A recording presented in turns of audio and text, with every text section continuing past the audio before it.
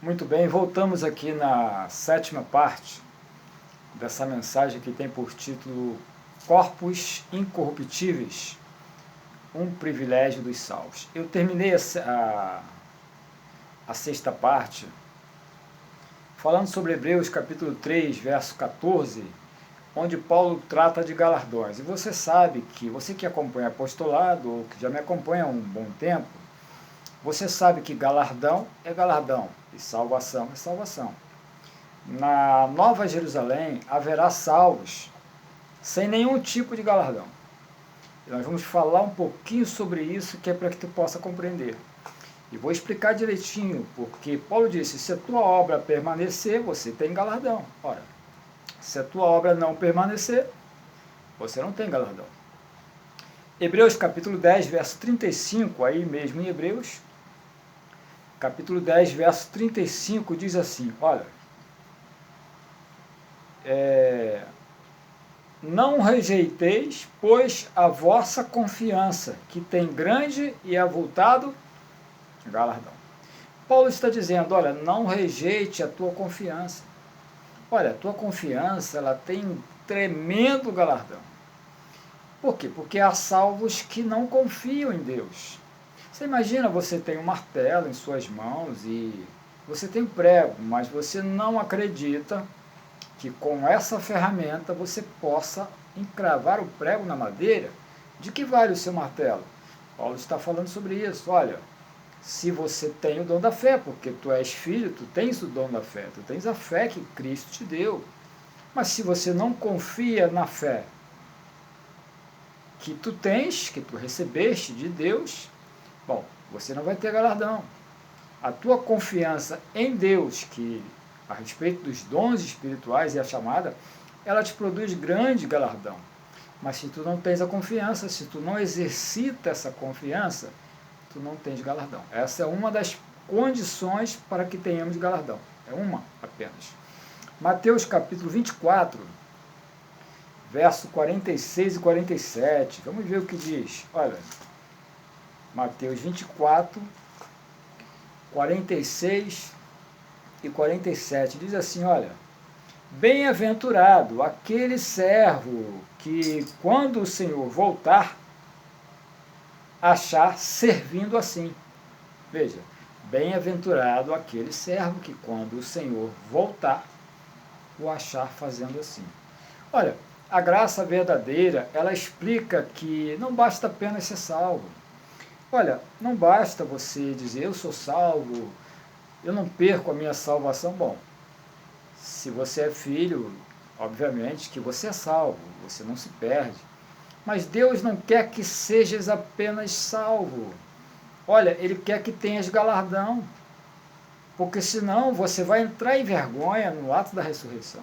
E nós vamos entender isso direitinho, porque, olha, essa mensagem é hiper importante, porque é uma mensagem que trata diretamente de assuntos escatológicos. E o assunto da ressurreição é um assunto muito comentado, mas a igreja, no geral, ela acha que todos vão ressuscitar, que Deus vai ressuscitar o bode para depois lançar no lago do fogo, e vai ficar queimando lá, virando carvão, fumaçando. Olha, isso aí é uma coisa que não está escrito na Bíblia. Veja agora o verso 47, olha, de Mateus 24. Olha, em verdade vos digo que o porá sobre todos os seus bens. Aí você coaduna com 26. Bem-aventurado o servo que, quando o Senhor voltar, o achar fazendo assim. Em verdade vos digo que o porá sobre todos os seus bens. Bom, mas se você exercita apenas a metade da sua confiança, ou umas outras ações que também produzem galardões, ora, na ressurreição, você não vai estar sobre todos os seus bens. Você poderá estar sobre a metade dos seus bens, ou sobre nenhum dos seus bens. Continua salvo, mas vai entrar em vergonha, porque você vai olhar os outros abençoados com todas as bênçãos espirituais, porém, na Nova Jerusalém, com a metade dos galardões, ou sem nenhum.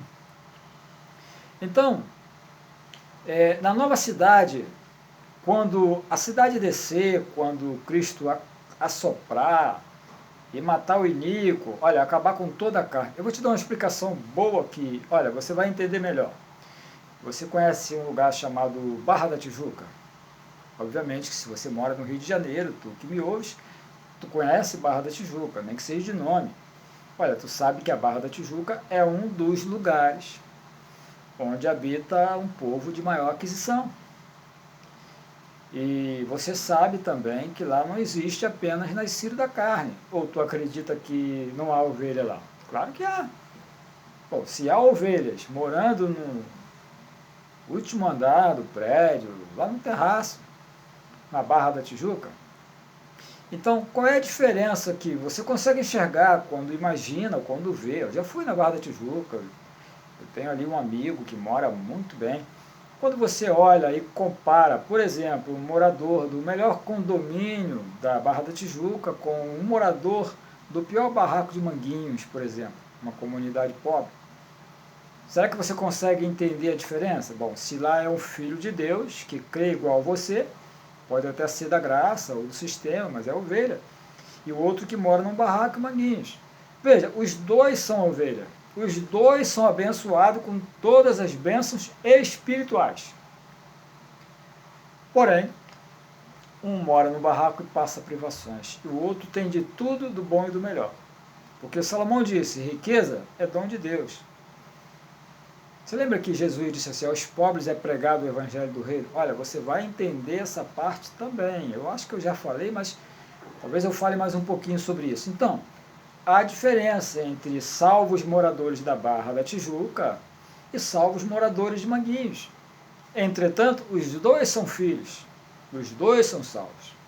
Nesse pacto em que nós vivemos, que faz parte da segunda etapa do reino de Deus, porque a primeira foi lá, essa é a segunda, e a terceira e última etapa será na nova cidade, quando ela descer. É o reino sempre eterno, onde estaremos com Cristo para sempre.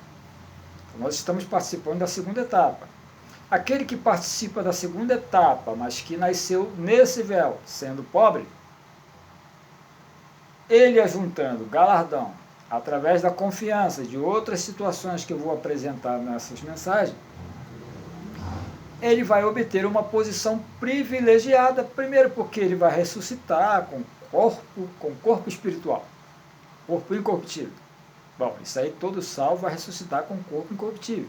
Mas se Cristo ao voltar, o achar fazendo assim conforme ele ordenou, o porá sobre todos os seus bens.